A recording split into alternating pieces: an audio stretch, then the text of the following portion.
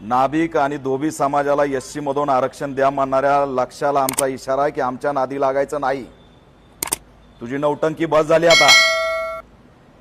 2 जिल्ह्यामध्ये टुरुक टुरुक एका समाजाच्या बळावरती फिरला म्हणजे काय देशाचा राष्ट्राचा नेता झाला का तू?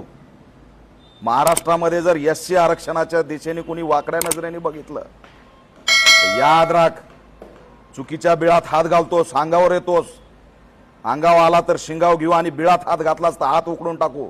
आणि एससी आरक्षणाकडे जर वाकड्या नजरेने बघितलंस तर डोळे सुद्धा काढू, लक्षात ठेव।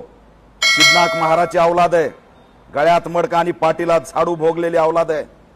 मूळ आरक्षण डॉक्टर बाबासाहेब आंबेडकरांनी एससी एसटीला दिलं। 1978 1994 पासून या महाराष्ट्रामध्ये आरक्षणाचं भांडण सुरू आहे। त्यात कुठेही मागणी नव्हती।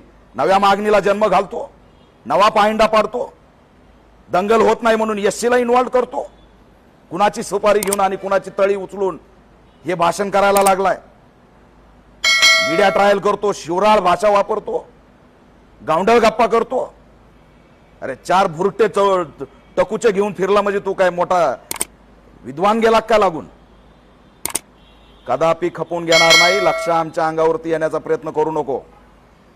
ओबीसीला समजलंय ओबीसीच्या आरक्षणाला धोका नाही, पितळ उघड पडतंय, दंगली होत नाहीत, सामाजिक सलोखा बिघडत नाही म्हणून आता एससीला इन्व्हॉल्व करताय। राज्य सरकारला, मुख्यमंत्र्यांना माझी मागणी आहे, मुख्यमंत्री साहेब, गृहमंत्री साहेब, हे योग्य नाही। याला रोका। याला तुम्ही पोलीस संरक्षण दिलंय म्हणून याची जीप चुरू चुरू चालायला लागली। हे पोलीस संरक्षणात बसून काही बराळायला लागलाय। अॅट्रॉसिटी ऍक्ट अंतर्गत ह्याच्यावर कारवाई करा। एससीच्या आरक्षणाला डिवचण्याचा प्रयत्न करतो। कदापि आम्ही खपून घेणार नाहीत। याचा बोलवता धनी हा नागपूरचा आहे। एससीच्या नेत्यांना मी आवाहन करतो, याचा पाठिंबा काढून घ्या।